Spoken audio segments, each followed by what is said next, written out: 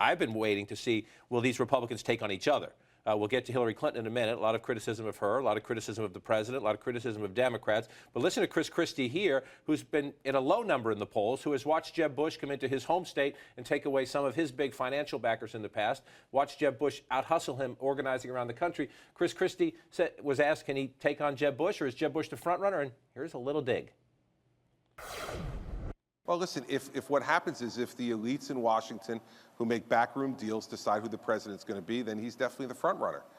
If the people of the United States decide to pick the next president of the United States and they want someone who looks at them in the eye, connects with them, and is one of them, I'll do okay if I run. Yeah. The elites. Jeb Bush is the candidate of the elites.